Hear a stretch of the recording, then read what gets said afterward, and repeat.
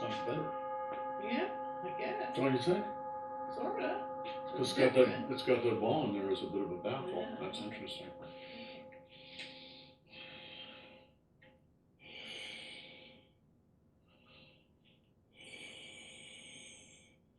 Good morning, everybody. Okay, so we're going to continue kind of where we left off yesterday, and to warm up, we're going to play with a little bit of horse stance, right? So, right, turn your toes out just a little bit. Move your knees to the left and right, just a little bit. Sit down, right, and extend your shoe upward and your chi downward. Right? And it should just be very comfortable. You should feel, bounce a little bit on the balls of your feet. Right? Should just feel very, very comfortable. And then just go from foot to foot. Right? Go in the balls of your feet.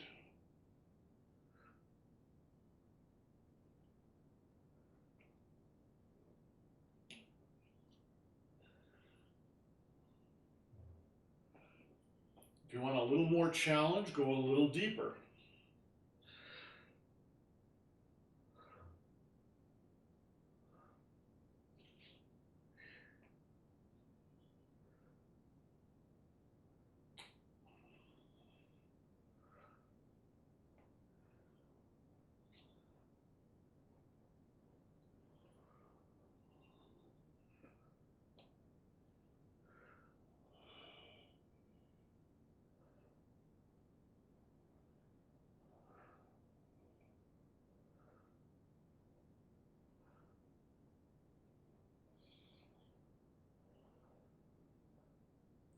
Okay, when we start doing this, we're starting to engage the daimai around the waist, right?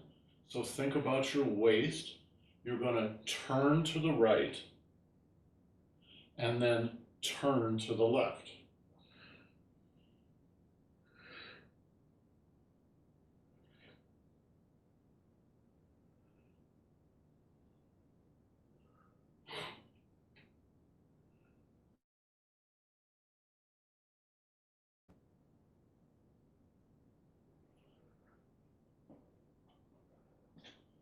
Let me get a pen.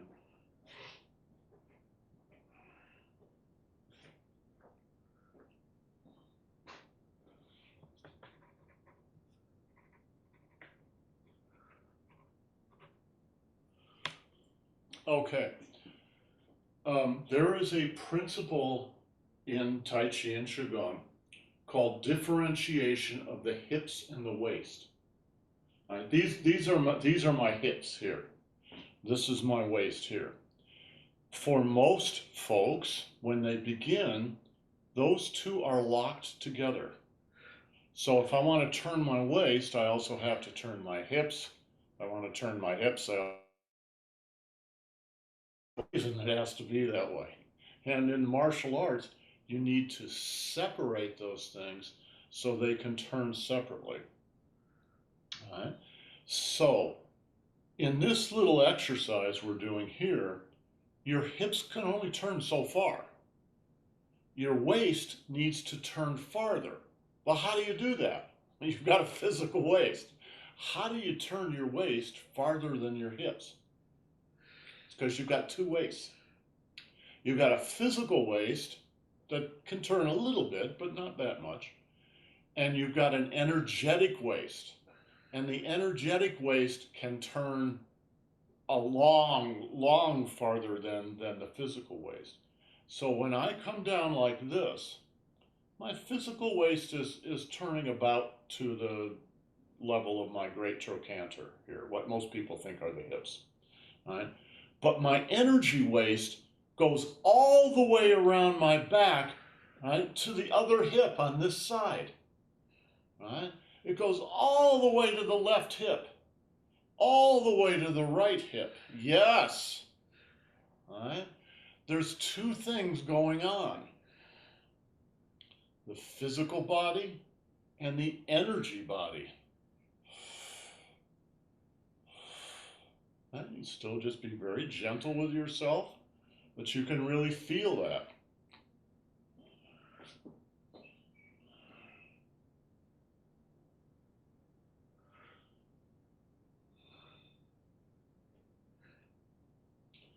Let's add a little mental game on top of this.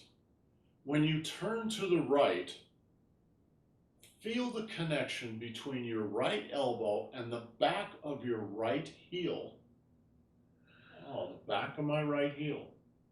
Now when you go to the left, from the left elbow to the back of the left heel.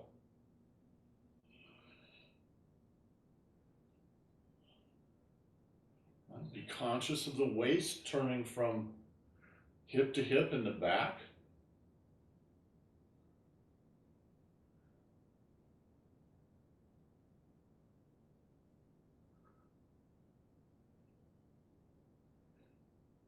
Okay, now let's go a little further.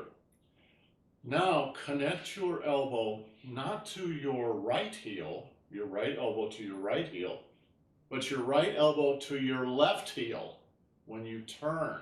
It's going all the way to my left heel. Now it's going all the way to my right heel.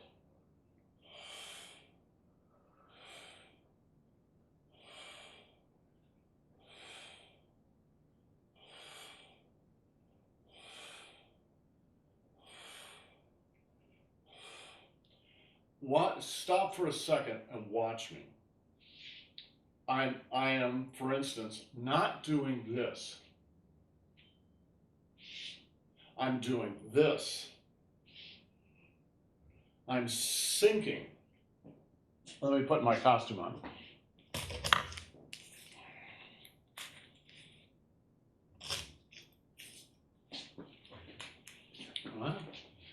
These are the quad, these are the actual hip joints.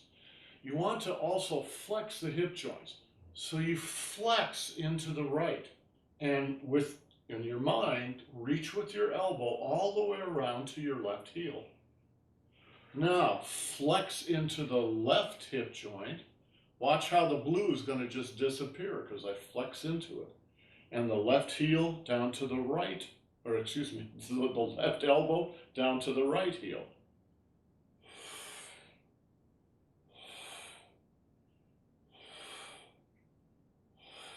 Watch my hands.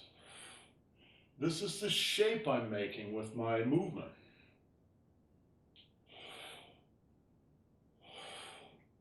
Up to your solar plexus, down to your hip. Up to your solar plexus, down to your hip. Solar plexus, hip. Solar plexus, hip.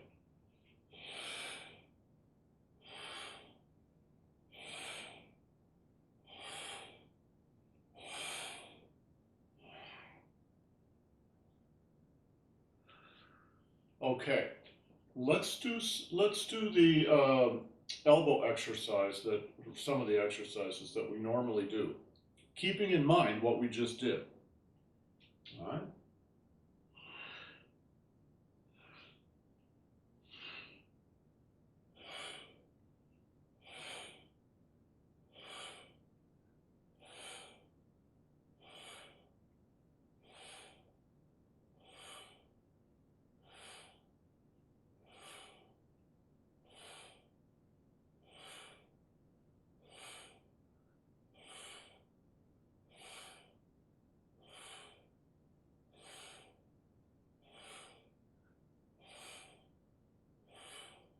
My spine is getting a really good flex.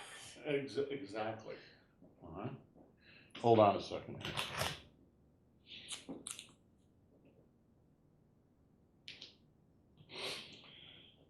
When folks first begin Tai Chi and Qigong, they move from the outside inward.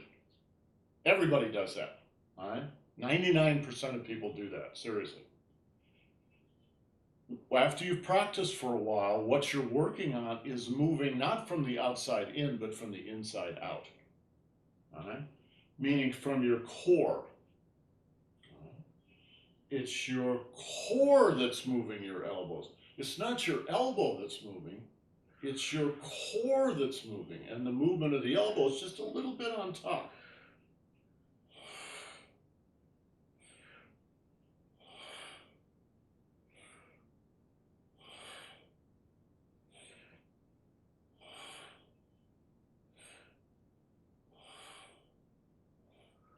Watch this down here.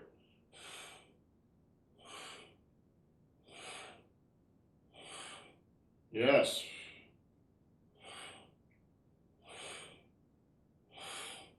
Okay, let's try it, the same exercise, but now, right here, we're standing in a classic horse stance, a side-to-side horse stance. But sometimes you want to have the left foot, for instance, or the right foot forward. Right? You can still be in a horse stance. You're still opening your pelvis, rounding your knees outward. Right? Elbows.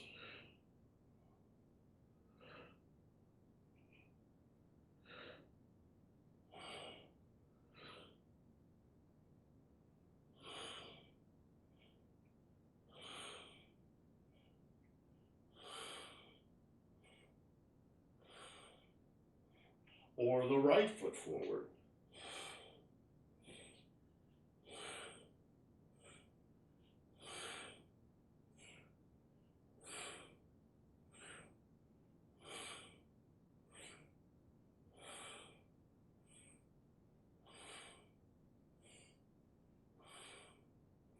Okay. When you're doing that, you're doing two things. You're closing and you're opening. Right? It's exactly like a baseball player who's up at bat. Right? And he pitches me the ball, close, open. It's that simple. If you don't close, then you can't open, and you won't have much power when you hit the ball. Another way to say it is yin and yang. Yin is closing, yang is opening. If you want your yang to be big, then your yin had better be big, because the yang is not going to be any bigger than the yin. All right? So close, all right? Close, open, close, open, close, open, close, open, close, open, close, open. What are you closing? Well, you're closing your whole body. Think of the trunk here. It's not just the elbows, it's everything, especially in the hips. Close the hips, close, and then open. Close. Watch the red line here. All right? Close, open, close, open, close, open. It helps if you have a cat. Close, all right? Open, close, open, close, open. Okay. So now, we've done this a couple of times, this next exercise. It's a little bit more martial, but I want you to have a feel for it. All right? Let me just demonstrate it, and then I'm going to give you a little warning before you do this. All right?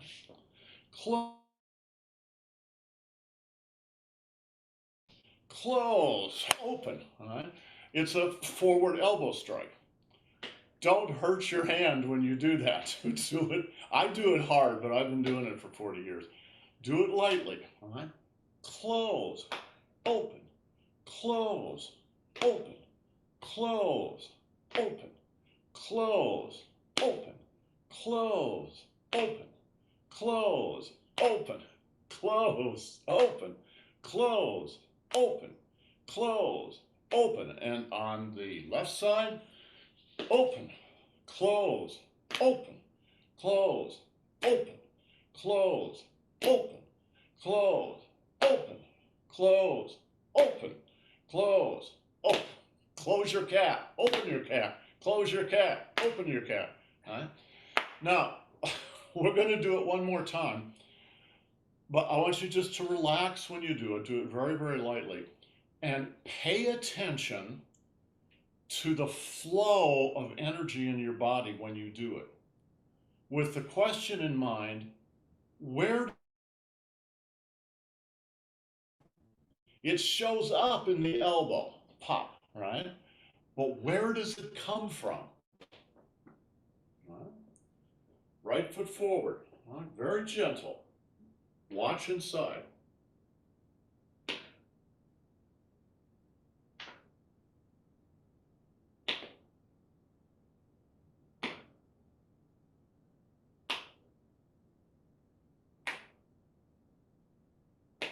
And the left side. Watch. Where is it coming from? Where is it flowing to?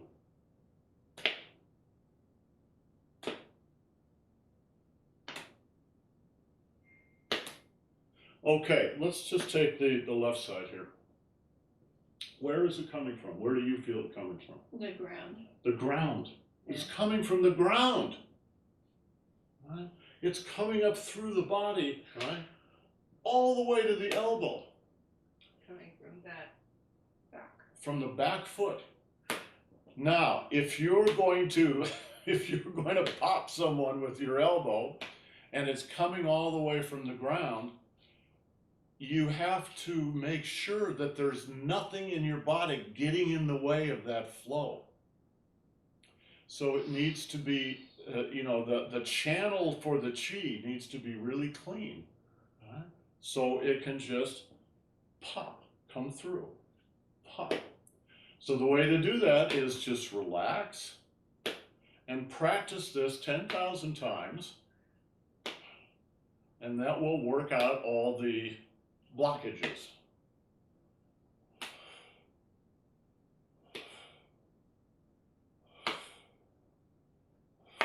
All right, let's go side by side again.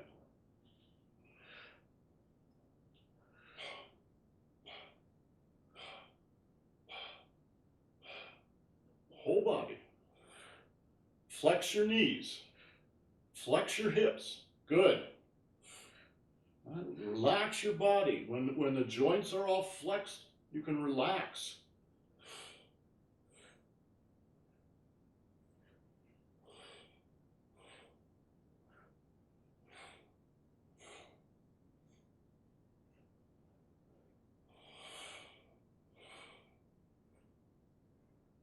Okay.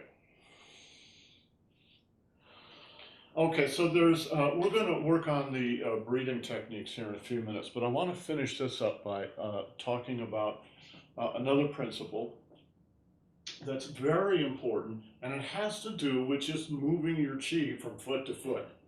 And since you move your chi from foot to foot in every single exercise and movement, it's important. And the question is, how do you get your chi from one side to the other side? And you think, well, that's just very natural. It just happens naturally. Everybody, all of you, everybody in the world has a body map in their mind. It may be conscious, most 99% of the time, it's not conscious. It's unconscious. So if you ask somebody to point to their hips, what do? They point here.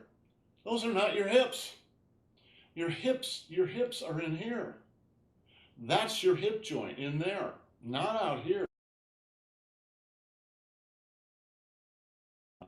The actual joint is in here. That has to do with body mapping. You go, well, what difference does it make? Well, suppose you have to raise your leg and kick in Tai Chi, all right? So I'm going to raise my leg and I'm going to kick. If in your mind, unconsciously, you think this is the hip joint out here, your mind is going to tell your body and your chi, and I'll guarantee you what will happen. You will fall over the other direction because you're unbalancing yourself. If instead your body map is, oh, I don't have to worry about this out here. This is the cosmetic hip, all right? What I want is the actual functional hip joint, which is inside here. Now, when I raise my leg, I'm not going to raise it from the, I'm going to raise it from the inside, all right?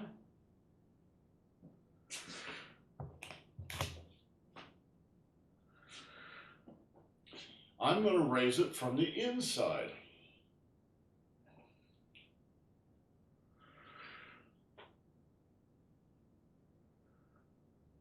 All right. Kick, kick, kick, kick, kick. kick. Right? So your body map, whether it's conscious or unconscious, makes a big difference. Now from one side to another. And the reason I'm bringing body maps up is because 99% of people do the wrong thing.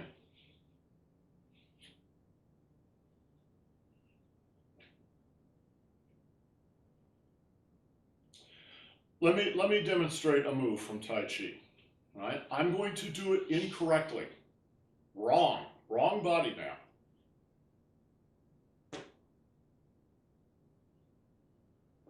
Bude. No. Why? Well, because it's ugly for one thing, right? But the other thing, suppose Annie and I are sparring. So Annie comes up here, come on, right? And I go like this. She's just gonna punch me in the head, right? But suppose I do this instead. Come on, right? Oh, well. You've got choices. You have a choice. Right? You can go like this. Or you can go like that. What's the advantage of going like that? Well, it's much smoother, right? And it keeps your chi down. This raises your chi up, and it's very awkward. I'm making it more awkward, but nevertheless, it's awkward. And it's kind of jarring, and it leaves you exposed. Instead, Malcolm, you sneak down, right? And in that case, you can actually even back up. Yeah, Rand. it's also it seems like you're going over the danchan, and the other one you're going under the danchan. That's what I'm moving toward getting, right? The question is, what are you doing when you unconsciously go like this? Between both sides of your body, there is something called the danchan, right here. Well, it's like a ball.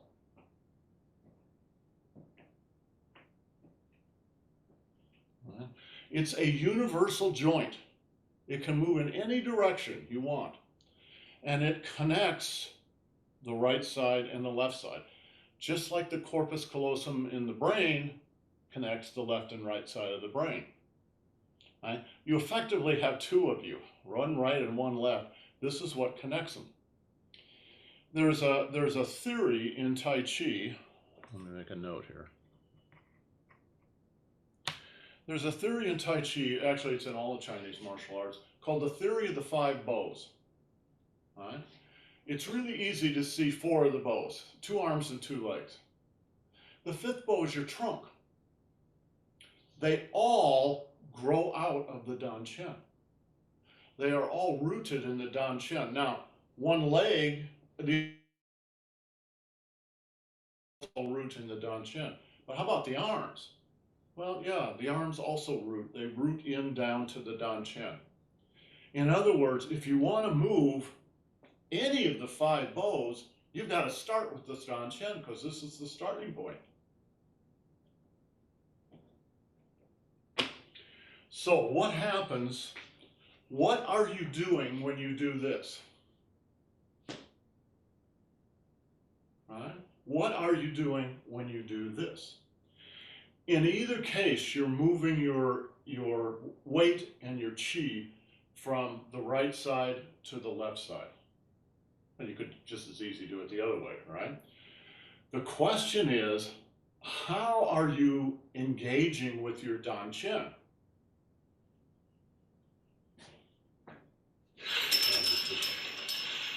Right? So here's a little schematic. Two legs and a danchan, the danchan connecting. And if you want to go from one side, right, to the other side, how do you do that? You're going to have to go through the danchan.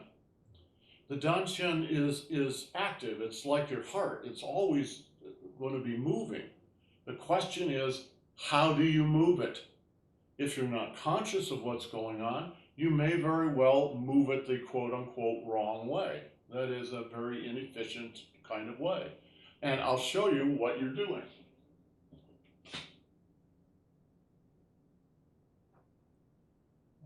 You're going like this.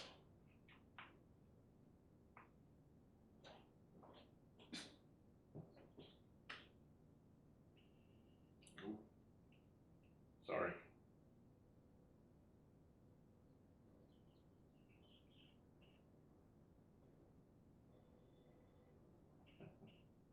All right. In other words, you're turning the Danchen over. You're going over. You're going over. It's a very natural thing to do. In fact, it's probably the most natural thing to do. But what's the problem with it is you're going to raise your chi up out of the ground. You're going to pull your chi up out of the ground, just like you're pulling a carrot out of the garden, right? You're going to pull all the way from here, right, up into there. And so you're going to unbalance yourself. So what's the other option? Jill, what's the other option? If you don't want to do that, Go underhand. go under. It's very simple.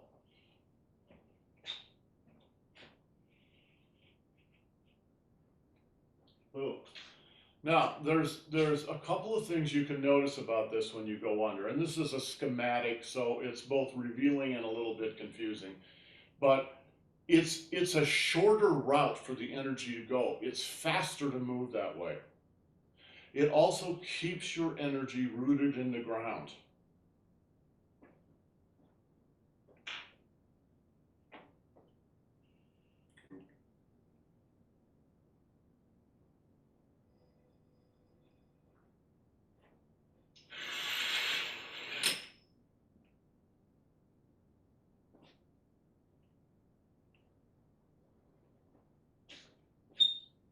The camera's getting really clunky.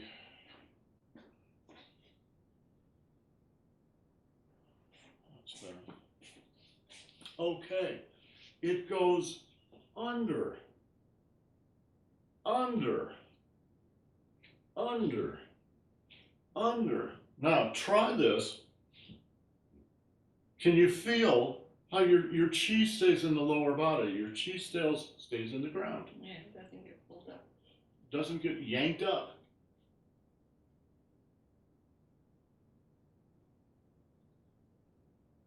So it's kind of a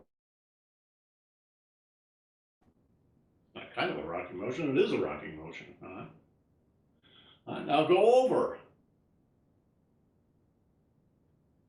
What does that feel like? Terrible.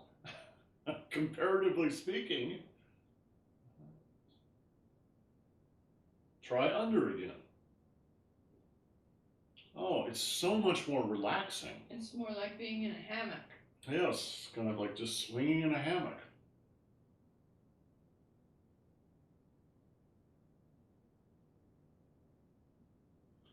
Okay, let's go back and do our exercises very gently again. Let's just start by kind of rocking. Rock it underneath.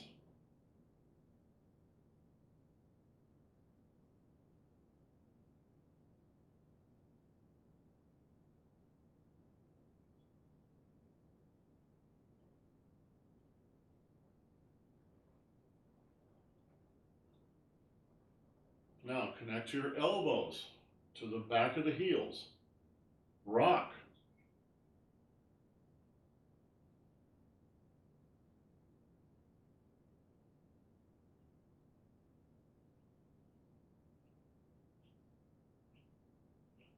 And turn your waist.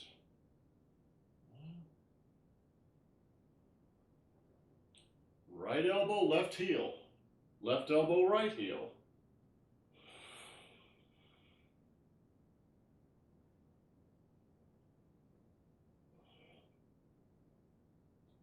Okay, now we're going to do the elbows, a little more complicated version of this, all right?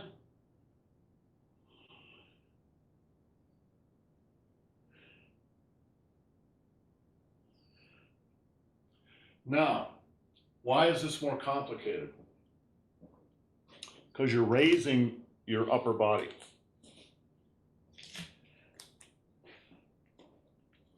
All right? You're going to raise your upper body.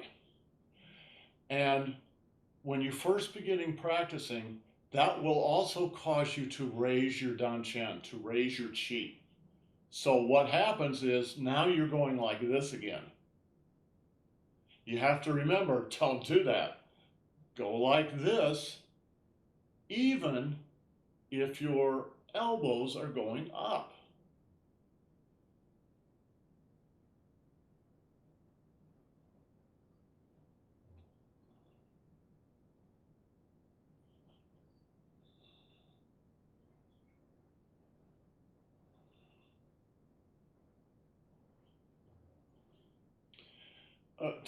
To get good at this takes months of exercising, because it's a little different way of moving your body than we're sort of used to. Once it really gets into you, it will feel completely natural, and then you'll wonder how you ever moved the other way. I call the other way the matrix way. This is the natural way.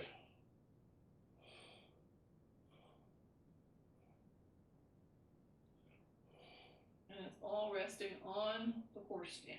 Yes, it's all resting on this horse stance.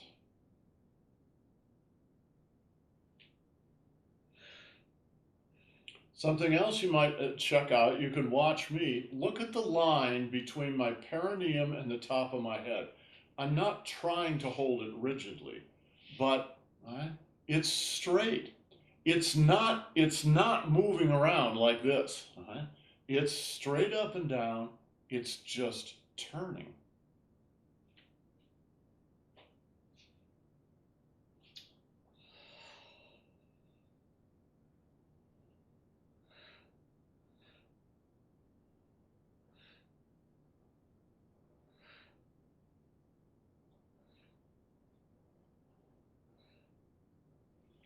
So we'll add, we do a version of these exercises in the morning warm-up session today to climb, but I'll add these simpler things and put my costume on, and we'll just practice this for the next few months. All right? And until, it's not that it's difficult to understand with your mind, it's not. It's just that the body needs to get used to these things before it's really going to do what it needs to do. Okay, let's go on to the breath work. So we're back into the HUNYUAN Tai Chi. In China, a lot of Qigong, maybe all Qigong, is considered to be breath work, meaning it's not that the breath is a nice little thing on the side, it's the core of what's going on. Master Feng, every time we did a workshop, someone would always ask Master Feng or Master Zhang, what about the breath work? And Master Feng would always give them the same answer. Just breathe naturally. Why did he say that? It's not because there's not a particular way to breathe. It's because beginners who have to ask that question aren't ready for the answer yet. Right? Meaning, if he were to really give them the answer, then they would spend the Qigong session thinking about that and trying to do it. And what happens is it gets in the way of the Qigong. If you really want to do the breath work, I'm going to teach you the breath work. It's very simple.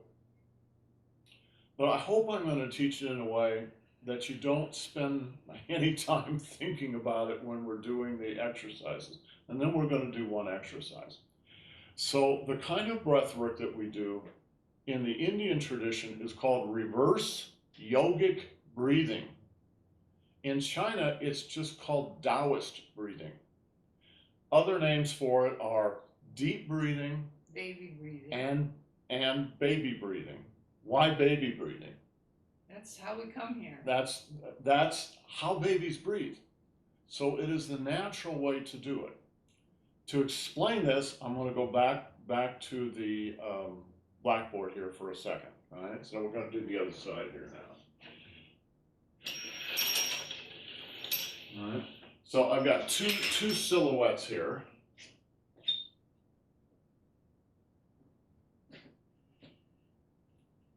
Sorry.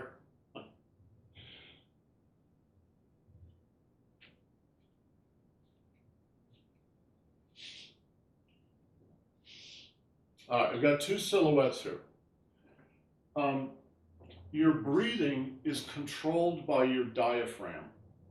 All right, the diaphragm in your thoracic diaphragm is like a dome, right? It's underneath the lungs come down, they fill up the area here, and the diaphragm is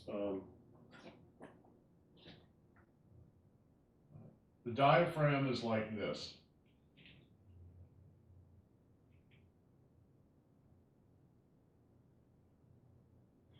And if you want to breathe, you have to lower the diaphragm. And this goes on all the time. You don't even think about it. It's just natural. Right? It's going to go down.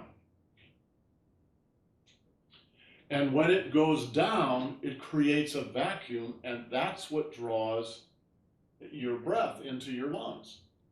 You may think that you're drawing the breath into your lungs like that, right? But the way you're doing it, although you may not be conscious of it, is you're lowering your diaphragm. All right? So the diaphragm actually flattens out. And it's the difference between the dome and the flat side that causes the vacuum, and that's what draws your breath in. Okay, what's wrong with that? Well, nothing, except it's not complete. Your abdomen is held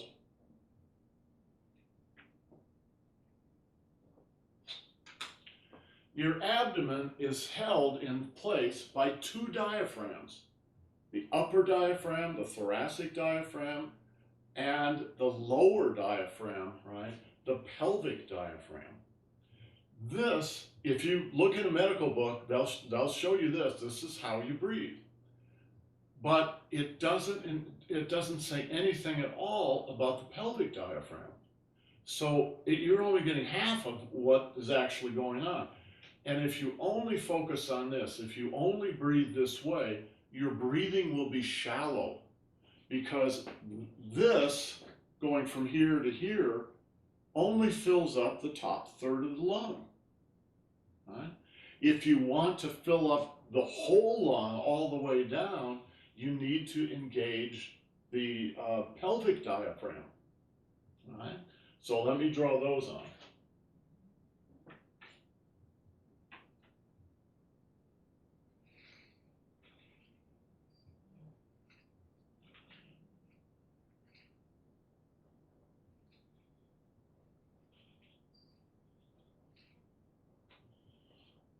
Okay, that's actually what holds your abdomen in space and kind of contains it within walls of muscle.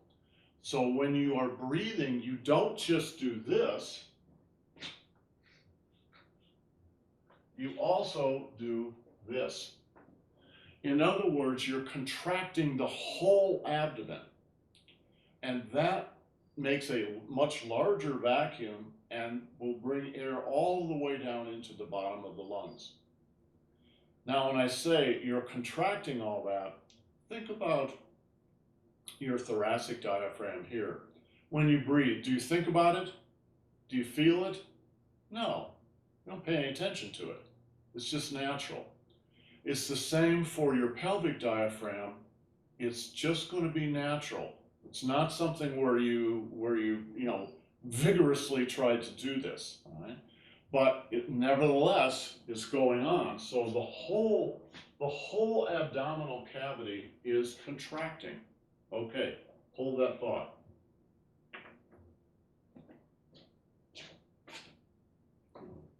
Help me close this up.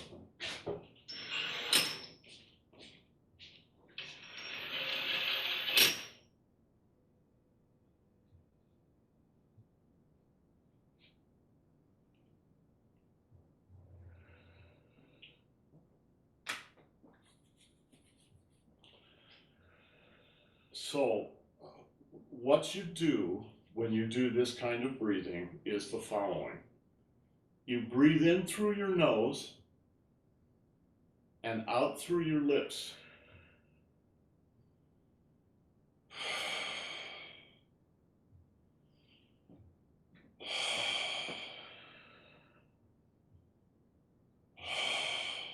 When you breathe out, purse your lips, almost like you're going to kiss someone or you're going to whistle.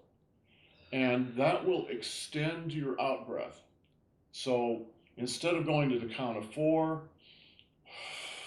maybe you go to the count of 6 or the count of 8 when you're exhaling. Breathe into 4, breathe out to 8.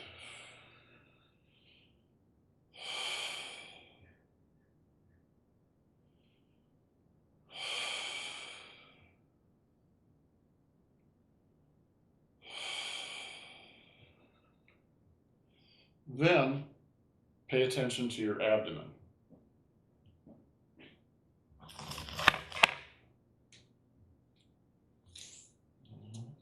Your upper and your lower. All right. When you breathe in, these close slightly, very gently. It's almost more something in the mind than it is like cramping down on your body. Don't cramp on your body. Just very gently. Breathe in, breathe out. Breathe in, breathe out. Now, a slightly more involving way of doing this is called flexing the anus. All right? Your pelvic diaphragm are your anal muscles, or your anal muscles are part of the pelvic diaphragm. So when you breathe in, lift your anus slightly. Very, very slightly, very gentle. And that's good for so many other things too. I'm going to move my hands in an exaggerated manner, but I don't mean for you to do this, but right, you breathe in and then relax. Breathe out. Breathe in, relax, and breathe out. Breathe in, relax, and breathe out. Now it's much smaller than that, right? It's really just a tiny little bit, right? But try.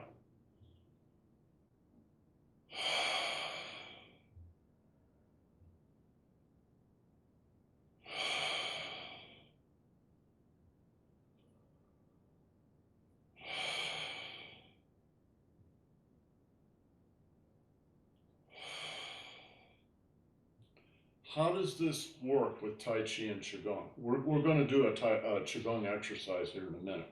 But let me demonstrate Tai Chi. Basically, whenever you are closing, whenever you're in the yin function and you're closing in order later to open up, when you're closing, you breathe in. And then when you open, you breathe out. So the first movement of the form, which we're going to work on in the next class, right, goes like this.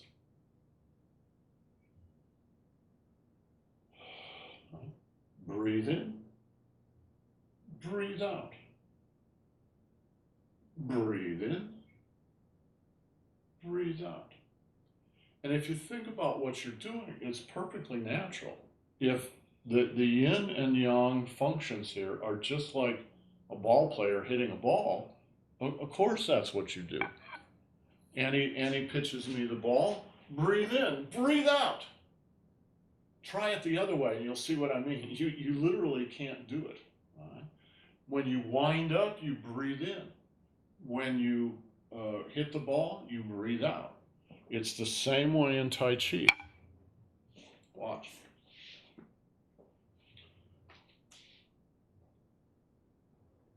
Breathe in, breathe out. Breathe in, breathe out.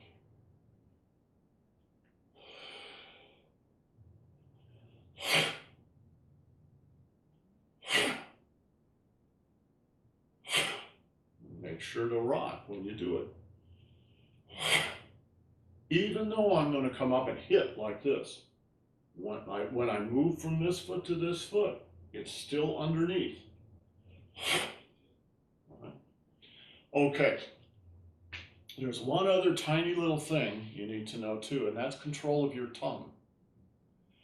When you breathe in through the nose, and the tongue should be on the roof of the mouth, touching the teeth.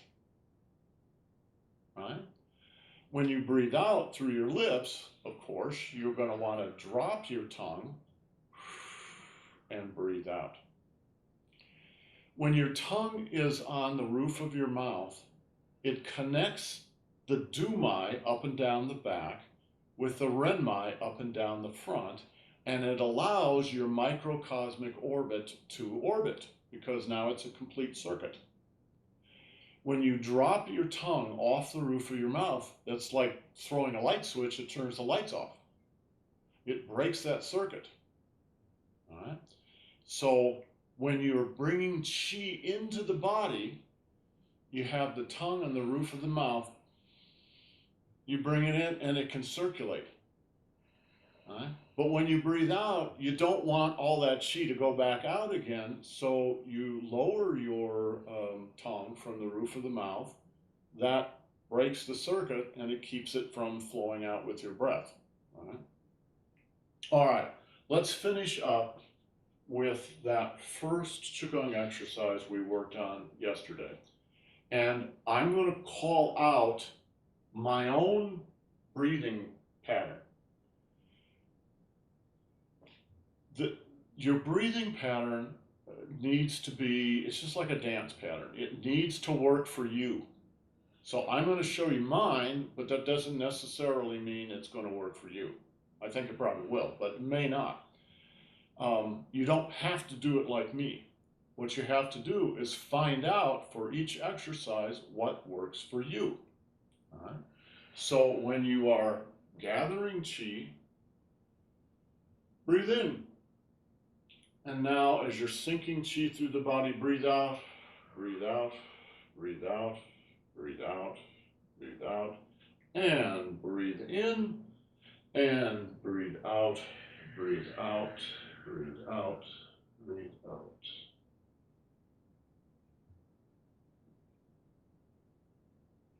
Breathe in, breathe out. Breathe in, breathe out.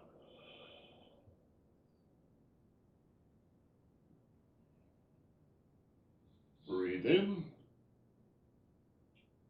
breathe out.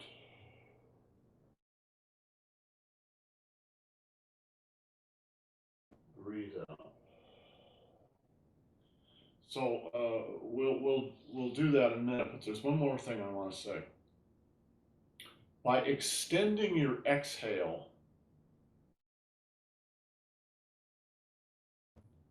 and move and take your time and move your qi all the way to the end of your exhale. When you exhale, don't force anything, but empty your lungs. Don't have a shallow exhale. You don't want a shallow inhale, so you need a deep exhale in order to get a deep inhale. Need to be flexed. Yeah. Just like the rest of you. Yeah. So breathe in, and now breathe out.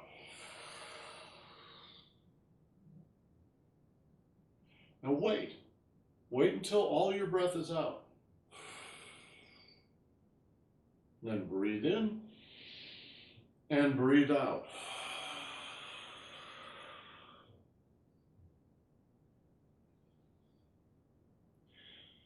Master Zhang used to say, I've told you this before, but I'm going to tell you again, every movement all the way. What he was talking about is moving your qi. It's not moving your physical body all the way, it's moving your qi all the way, moving your mind all the way, moving your breath all the way, moving your qi all the way.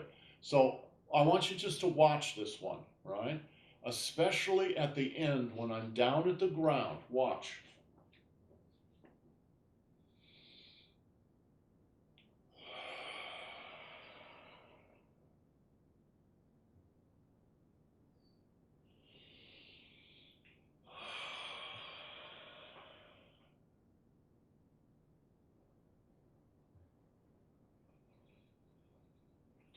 See, you take some time at the end.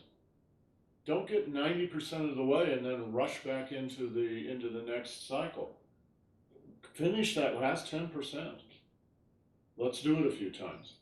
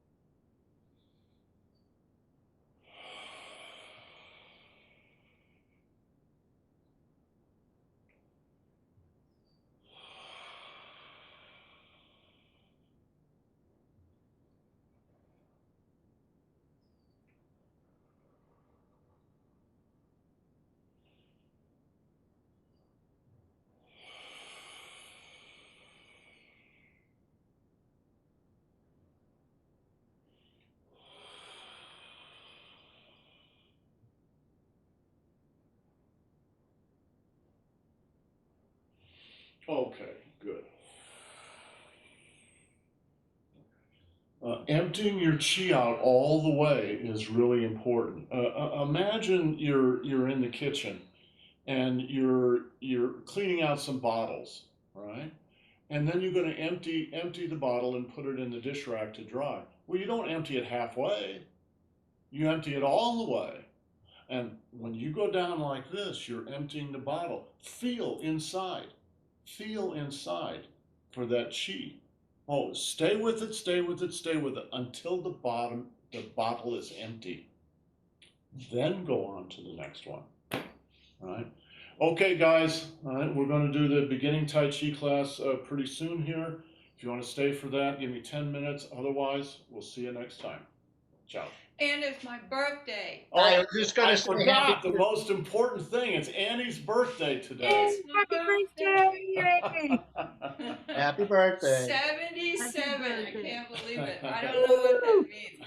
Oh, and Kevin, April's your birthday too, isn't it? Yeah, Tuesday I turned 70. Yeah. Baby. He's a baby. He's a mere baby. Right.